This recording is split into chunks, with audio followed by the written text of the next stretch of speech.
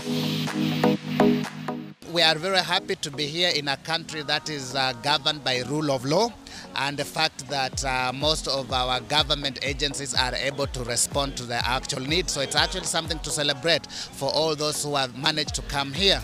We are here to actually just join with other Canadians. For example, this morning we were joined by the Deputy Mayor of Hamilton.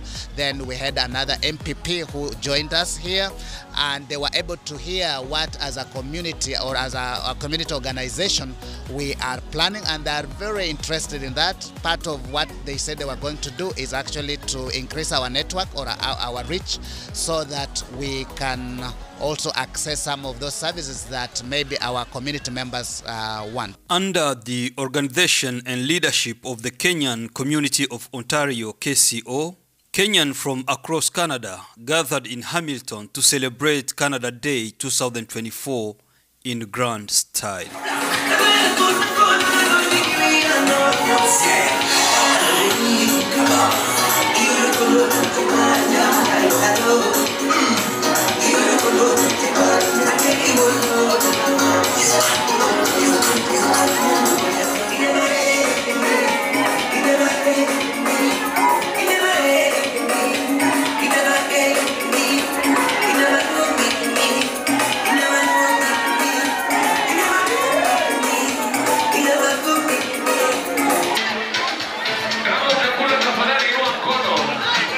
Mko sawa? Wow, it's a wonderful day. It's a wonderful opportunity to be here. It humbles me that first you came over, at least to taste of nyama choma. I knew that you could eat it in your home, but they said, wait, while you can do that at your home, but it is better when we eat together. Kwa hivyo jipigieni makofi. Hi, Commissioner, together. Angusha, Angusha, Angusha. Thank you so much. Amjambo. Amjambo tena. The celebration was graced by many distinguished guests, including the Kenya High Commissioner, who traveled all the way from Ottawa to join the festivities. Very happy to have you here in this celebration of Kenyans. I would like to know, why was it important for you to be here? Well, it's important for me to be here for many reasons. The most important is today was a day for the launch of a community, Kenya Diaspora Community website and Helpline. A helpline in the sense that there is a lot of movement, Kenyans coming, Kenyans going, and sometimes there are Kenyans in distress. To avoid a situation whereby people are in distress and there is nobody helping them, the High Commission came here to support the Kenyan diaspora here, to show our support for the initiative to have these two tools to use to try to bring Kenyans together and build a stronger community that not only pushes for investment and prosperity, but also takes care of Kenyans who are in distress or problems. Yeah, about the line that was launched today, the Kenyan helpline, do you, Kenyan, would like to extend it maybe to other African countries? Well, naturally, all of us, after all is said and done, really, a Kenyan line is an African line. So if any other African would like to use a line and they get assistance, they are welcome to do it, because that is also the way we come together as Africans. Because also when you're in Canada, the view is Canada sees all of us as Africans. So it doesn't stop us from, that even makes us join together to support each other, be it in good times or bad times. We're going to dial the line if it is working. The line is 1-866-653-6926. Please hold while we connect your call to extension 1. Thank you for calling Ontario 217. Ontario Français at the Interlud. Our office hours are 8:30. Okay, Wakenya, the line is live actually. I've just dialed. Yeah, congratulations first for today's event. People attend in a very big number. I think it's beyond the expectation. I would like to know, what is the helpline? The community helpline, it is actually a one number, a hotline number that any person from Kenya or East Africa who, if they are here in Canada or even in the US, and they call that number, it's a hot number, meaning it's a live number. Whatever question they have, they will be able to be directed. And one of the reasons that we came up with this one is because of some of the challenges that our community members have been going through, especially in the areas of mental health and sometimes addiction and other things, just being not able to connect or knowing where to get help that they need. So because of that and the fact that especially here in Ontario, the healthcare and emergency numbers can be quite complicated and may not be readily available to people, or people may not know which exact number to call. So what we've done is that with the community helpline, which is 1-866 Kenyan, if you call that or you dial that, then if your question, for example, just needs to know where you can get, for example, either African food or get particular service, which is non-emergent, then you will be able to speak with somebody who can give you that information. If, for example, you or your friend is having some mental health crisis, if you call that number, then we have partnered with Toronto Crisis Center, where we will direct that call to their call center, and in some cases they will be able to send somebody physically to the location where you are and respond to that urgency or emergency. And for those other issues that may arise, especially for medical, there are other numbers like 911 and that somebody can call. But in the event that they call and they didn't know about that, then we can direct them to call that. Hamjambo nyote. Bwana asifiwe. Amen. So mimi natoka AHADI Community Church na tumeshirikiana na KCO katika hii project ya Helpline. Now, we are also planning on setting up a resource hub which is going to serve the Kenyan community and the African community. It's going to be an Afrocentric resource hub. So that people, whether they're newcomers or people who have been here longer, will have resources provided, ranging from careers, education, mental health, and all the other resources that are needed by the community. And so we are excited to be here, and we want to welcome you also when you have an opportunity to fellowship with us. We are at 1695 Dufferin Street in Toronto.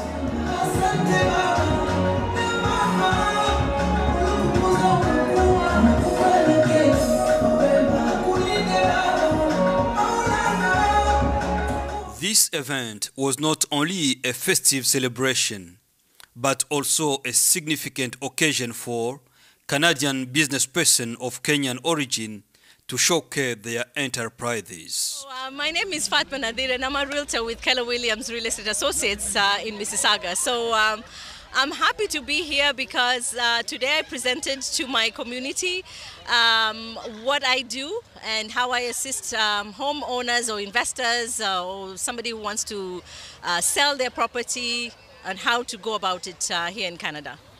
Is it hard or easy to get a house here in Canada? Well, it's the hard part about... No, I mean especially as an immigrant from Kenya, maybe from Congo, from Uganda, you know? Yes. So, yes, there are hardships that are faced specifically by newcomers.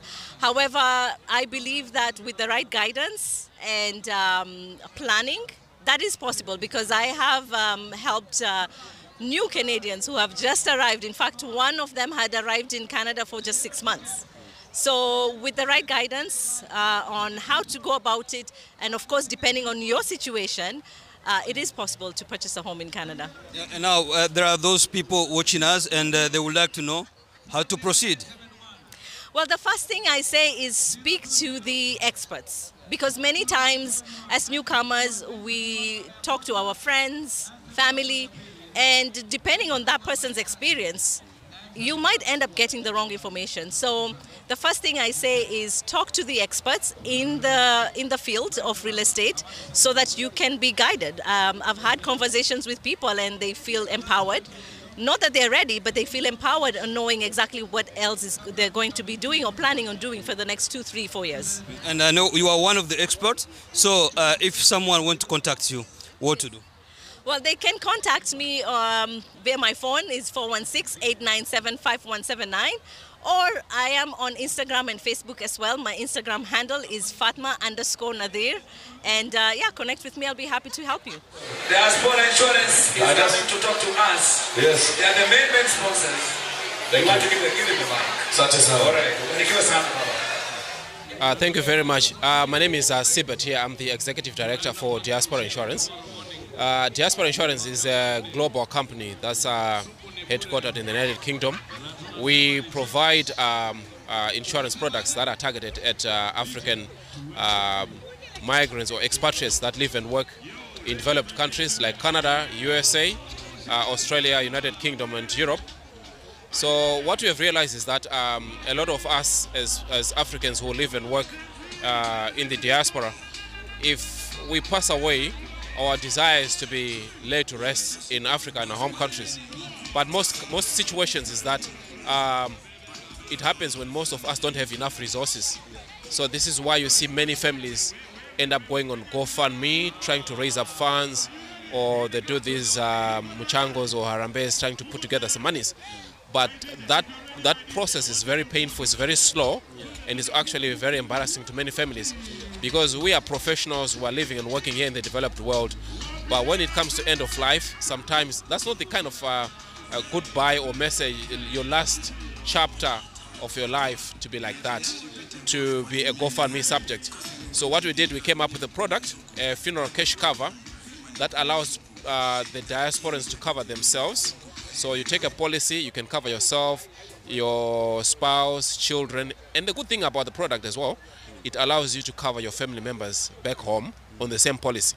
Now there is these guys who are watching us, and they're asking themselves how can they get in touch with you. They can go on our website, www.diasporainsurance.com, and read more about us, and they can also come and talk to us. We got a website which is functional and which is interactive. They can leave in their details there and we can get in touch with them. We've got a huge call center who is going to get in touch with you and explain in detail how it works, and also do the breakdown because we've got different packages, and then we can actually work out how much each package costs. Thank you.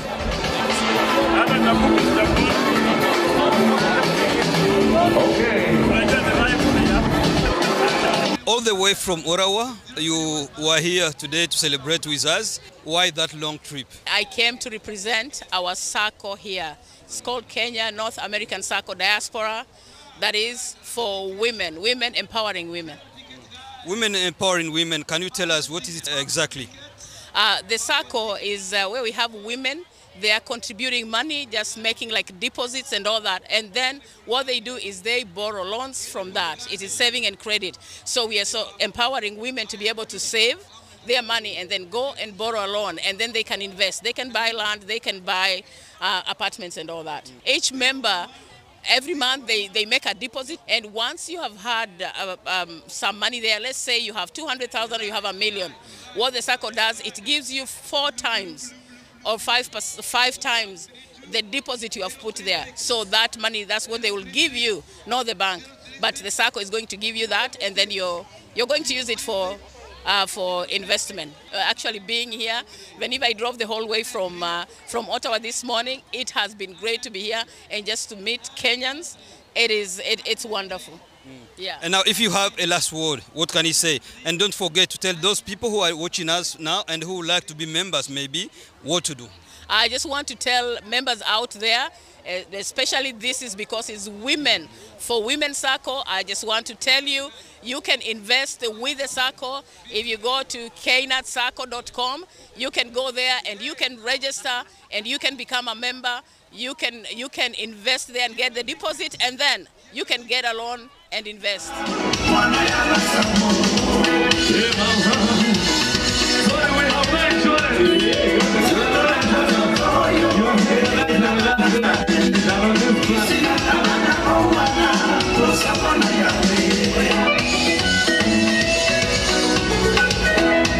Attendees enjoyed a variety of delicious food and drinks, creating a lively atmosphere filled with joy and camaraderie.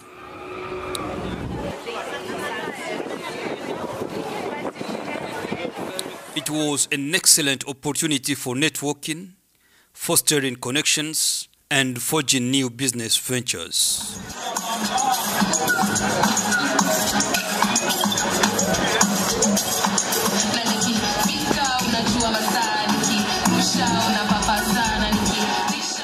The excitement and enthusiasm of the Kenyan community were palpable, making it a memorable celebration for all.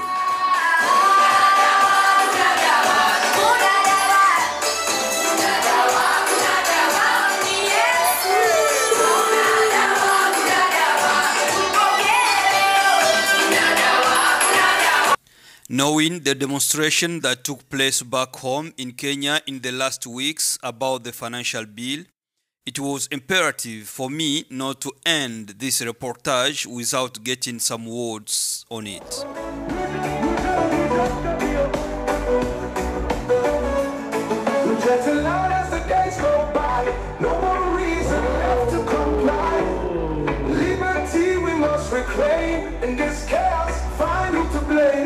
A real man can barely go. Future stolen, losing hope. We rise up, stand side by side. Reject the bill, we shout with pride. Reject the bill. Thank you very much. It's unfortunate that lives were lost, but to a big extent, those who are Kenyans expressing themselves peacefully, other than the criminal elements who took advantage of the situation. But deep down, Kenya is really a robust democracy.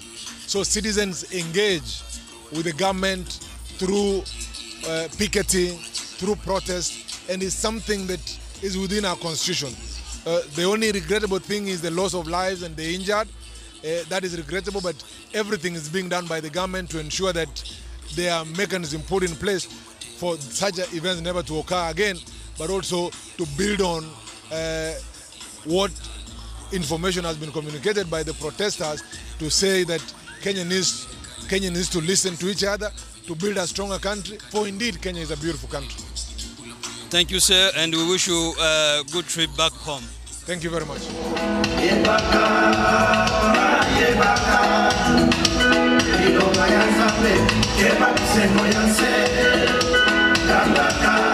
My name is William Uyuku. Thank you for watching Afro-Canada Stream. Please don't forget to subscribe.